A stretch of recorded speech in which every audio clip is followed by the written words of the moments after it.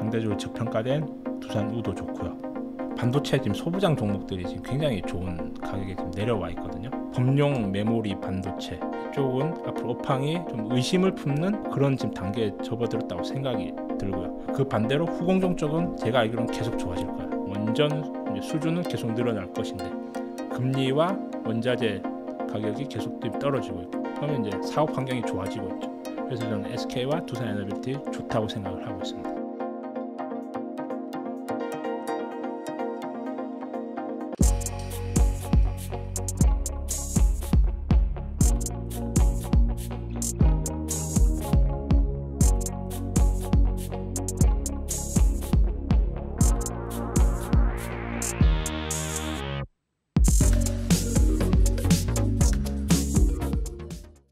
지금처럼 주식시장이 그렇게 좋지만은 않지만 또 우리가 위기는 또 다른 기회라고 하잖아요. 지금 같은 때 사두면 후회하지 않을 주식 뭐가 있을까요? 지금 제가 말씀드리고 싶은 건 기본으로 돌아가서 기본적으로 지금 매출과 영업이익이 성장하는데 이번 폭락 때문에 주가가 지금 반토막 난 기업들이 제 눈에 굉장히 많이 보이고 있습니다. 물론 이제 제가 투자하고 있는 두산도 이제 거기에 마찬가지고 앞으로 이제 두산도 배당이 계속 늘리려고 지금 노력을 하고 있어요. 그렇기 때문에 상대적으로 저평가된 두산우도 좋고요. 제가 보고 있는 건 반도체 지금 소부장 종목들이 지금 굉장히 좋은 가격에 지금 내려와 있거든요. 근데 앞으로 이제 구분을 정확하게 하셔야 되는 게 제가 볼 때는 전공정은 좀 아닌 것 같아요. 전공정 쪽은 왜냐하면 이제 지금 삼성전자의 주가와 외국인의 매도를 보면서 제가 느껴지는 건 앞으로 이 범용 메모리 반도체 이쪽은 앞으로 업황이 제가 안 좋다고 말씀드릴 수는 없어요. 근데 좀 의심을 품는 그런 지금 단계에 접어들었다고 생각이 들고요. 그 반대로 후공정 쪽은 제가 알기로는 계속 좋아질 거예요. 후공정 쪽은 지금 두산 같은 경우에도 지금 SFA 반도체를 인수하려고 지금 노력 중이라고 제가 그렇게 알고 있어요. 이제 그 말은즉슨 이제 두산에서는 이제 후공정 쪽으로 계속 이제 사업을 확장하고 있거든요. 그러다 보니까 규모의 경제를 갖추기 위해서 두산 테스나를 인수를 했었고요. 그리고 두산전자 그 안에서도 계속해서 지금 이 후공정 관련 기업들을 계속 두산이 인수를 하려고 보고 있는데 SFA 반도체를 그 후보 대상 올렸고 지금 어느 정도 지금 진행 중이라고 제가 그렇게 알고 있고요. 그 이유는 즉슨 이 반도체 후공정이 굉장히 커진다고 판단을 하기 때문이에요. 그렇기 때문에 같은 반도체라도 이렇게 좀 구분을 잘 하셔야 된다. 반도체 후공정 관련해서 지금 반도체 소부장 기업들을 눈여겨 보셔라.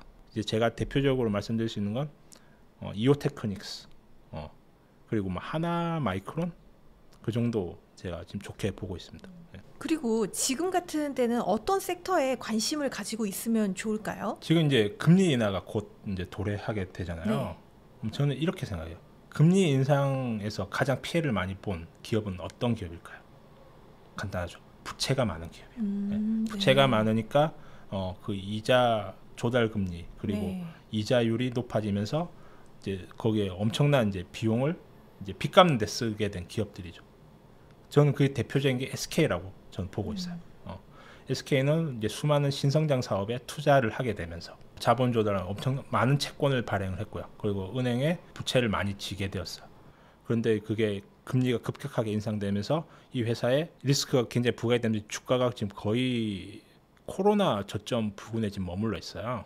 그 원흉 자체는 배터리 상장을 하려고 했었는데 그게 실패했기 때문이에요. 네. 네, SK온을 LG화학의 사례를 따라해서 그걸 물적 분할해서 상장을 시키려고 했지만 시대적 환경과 분위기에 맞지 않기 때문에 그걸 실패를 했고요. 그러다 보니까 미국에 투자를 해야 되는데 그 막대한 투자금을 다 이제 부채로 이제 투자를 하게 돼서 이 회사가 굉장히 어려워진 현재 상황이에요. 아직까지도 SK온은 지금 흑자를 못 내고 있고요. 그러다 보니까 SK는 이 SK온을 살리기 위해서 그룹에 있는 알짜 SKENS를 SK이노베이션 합병시키는 방안까지 실행을 하게 되면서 이 그룹 자체적으로 지금 굉장히 지금 주가가 리스크가 부각이 되면서 굉장히 지금 싸져 있는 상황이거든요. 근데 이제 이 고난의 시간이 이제 금리 인하기 때는 제가 볼 때는 이제 그 고난이 이제 거의 끝이 정점을 찍었다고 저는 보여져요. 그렇기 때문에 지금 SK가 이제 그 많은 부채를 일으키면서 다시 이제 이 회사가 생존을 위해서 구조조정에 이미 들어갔거든요. 그래서 많은 지금 이미 구조조정을 지금 거치고 있고 금리 인하 시기에 맞춰서 조달 비용이 내려가게 되면 SK의 가지고 있는 SK의 이익이 늘어날 거라고 저는 생각을 하고 있어요. 그렇기 때문에 지금 아무도 관심이 없는 SK 주주 좋게 보입니다. 그리고 두산 에너빌리티도 마찬가지예요. 두산 에너빌리티 같은 경우는 대규모 인프라 사업이기 때문에 금리에 굉장히 민감하거든요. 그러니까 원전 한 기 수주하는데 이번에도 금액을 보면 12조요. 한 기 수주하는데 즉 2기를 수주했기 때문에 24조고요. 만약에 10기를 수주하게 된다면은 그러면은 뭐 거의 한 120조 어마어마한 돈이죠. 금리 1%의 그 영향이 어마어마한 거예요. 그러니까 1% 차이로 원전 10기 수주하면 거의 뭐 1, 2조가 왔다 갔다 하는 그런 그만큼 이제 거대 인프라 사업이기 때문에 금리에 민감한데 현재 금리가 이제 내려가게 되죠. 그러면은 장기 이런 거대 인프라 투자를 계획했던 프로젝트들이 이제 시작하게 될 거예요. 다시 금리 인하기이기 때문에 그리고 경기 침체를 지금 우려가 되기 때문에 원자재 가격들이 지금 계속 떨어지고 있어요. 두산 에너빌리티 같은 경우에는 구조물을 만들어야 되기 때문에 철강을 많이 쓰는데 그 철강 가격도 계속 떨어지고 있어요. 그러면 사업 환경이 계속 좋아지겠죠. 즉 원전 이제 수주는 계속 늘어날 것인데 금리와 원자재 가격이 계속 떨어지고 있고 그러면 이제 사업 환경이 좋아지고 있죠.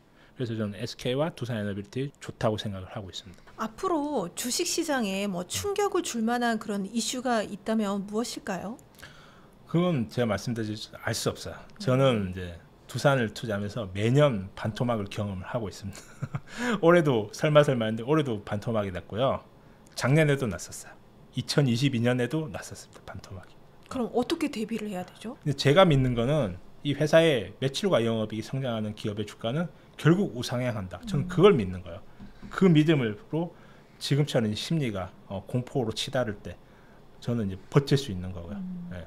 앞전에도 계속 말씀드렸던 게 그게 버틸 수 있으려면 몇 가지 내가 그리는 시나리오가 있어야 되고 그 시나리오, 투자 시나리오가 훼손되지 않았다면 계속 가지고 가야 돼요.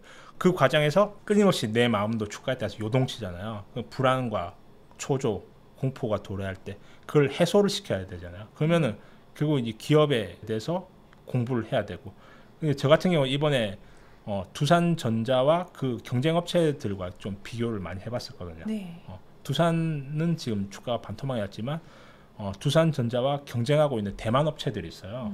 대만 업체가 두 개가 있는데 두 개 다 지금 역사적 신고가 부근에 지금 있는 거예요.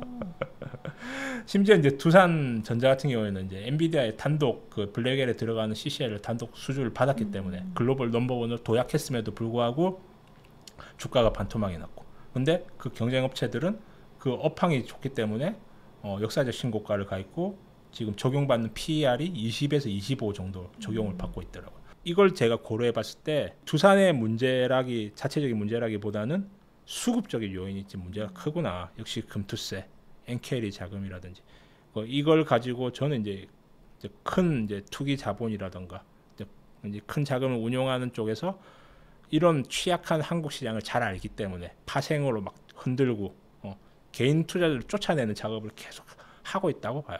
예. 저 먼저 이런 것들이 먼저 시행을 좀 제대로 잡아주시고 나서 금투세를 시행을 해야지 뭐 이런 거는 진짜 알지도 못하면서 답답하죠. 진짜 정치 탁상 공론자들이 갑자기 좀 말이 샜는데 네. 그래서 이 기업이 이제 매출 영업이 늘어난 기업 결국 그 우상향을 믿는다면 결국 이 주가에 따라서 사람들의 심리만 계속 요동치는 거죠. 그걸 이제 적극적으로 이제 활용을 하는 거죠. 매년 반토막이에요. 내년에도 반토막이 날 수 있어요. 그러나 저는 저 회사의 주가가 계속 우상향할 걸 믿고 있습니다. 제가 두산 역사적 신고가 26만 원 갈 걸 알았을까요? 저도 몰랐어요. 저도 올해 26만 원 갈지 몰랐어요. 근데 26만 원 찍고 다시 12만 원까지 빠질 수 있다? 그것도 몰라요. 저는. 근데 제가 믿는 건 뭐죠? 성장하는 기업의 주가는 결국에 가치에 수렴한다. 그리고 이 주식시장뿐만 이 자본주의에서 자본은 결국 성장을 쫓아간다. 그걸 저는 믿는 거예요. 매년 반토막을 경험하시지만 지금 투자를 하시는 동안 계속 자산의 크기는 우상향하고 계시는 대표님만이 가지고 계시는 매수, 매도하는 기준이 있을까요? 기준은 제가 앞에서 좀 결국 심리를 이용한 게임인데 이걸 어떻게 뭐 수학 공식처럼 네. 딱딱딱 맞아떨어지 그러면 얼마나 좋겠어요. 근데 그렇게 할 수 없으니까 이게 투자가 어려운 거잖아요. 그렇게 쉽게 공식화할 수 있었으면 누가 돈을 못 벌겠어요. 이 주식시장에서. 이제 결국 진리에 대한 내가 탐구와 인식이에요. 그리고 결국 대중과 나를 분리를 할 수 있어야 돼요. 대중심리에서 내가 멀떠서 객관적으로 현재 상황에 대해서 분석하고, 그리고 내가 뚝심 있게 내가 믿고 내린 그 결론을 계속 뚝심 있게 추진할 수 있으려면 결국 그 바탕에 믿음이 있어야 돼요. 믿음. 그 믿음이 있으려면 역시 알면서 나오죠. 이제 성경 말씀에도 그런 말씀 있잖아요. 진리가 너희를 자유롭게 하리라. 진리를 내가 깨달음으로써 내가 알게 되면 그 정확한 사실이 나에게 자유로움을 준다는 거죠. 그게 제가 경제적 자유를 누릴 수 있는 이유인 것 같습니다. 결국 끊임없이 공부를 해서 본인이 그 기준을 원칙을 다 마련을 해야 되는 거네요. 네, 맞습니다. 네. 네. 혹시 비트코인 하시나요? 비트코인 아직 해보진 않았고요. 네. 앞으로도 아직까지 좀 관심은 있어요. 이 비트코인에 대해서 제가 잘 알지 못하기 때문에 혹시 제가 아직 투자를 못했지만 비트코인의 미래는 어떻게 보세요? 저는 비트코인을 저희 작은 이제 소견으로 이제 평가하자면 네네. 그냥 디지털 화폐다, 네. 디지털 금, 그리고 안전자산으로 어느 정도 이제 금을 대체하기 시작했다라고 보고 있어요. 그리고 이제 AI가 이제 도래했을 때 가상현실과 메타버스 시대에 큰 역할을 하게 될 거라고 생각을 하고 있고요. 하지만 그럼에도 불구하고 제가 비트코인에 아직 투자를 하지 않고 있는 건 이제 우리가 이제 투자라는 행위를 할 때 모두가 자기가 돈을 벌 거라고 생각하고 투자를 하잖아요. 네. 카지노에 가는 사람들도 다 똑같아요. 내가 이 카지노에 가서 나는 오늘 돈을 잃을 거야라 생각한 사람이 한 명이라도 있어요. 한 명도 없어요. 우리가 주식이나 비트코인이나 모든 투자 활동을 하는 그 밑바탕에는 내가 이걸 함으로써 이걸 지금 돈을 넣으면서 내가 돈을 벌 거라는 생각을 밑에 깔고 하는 거예요. 근데 말씀드리고 싶은 건 여러분들 내가 주식이든 비트코인이든 반토막이 났을 때 여러분들 견딜 수 있어요? 그런 생각을 여러분 아무도 안 하시잖아요. 네.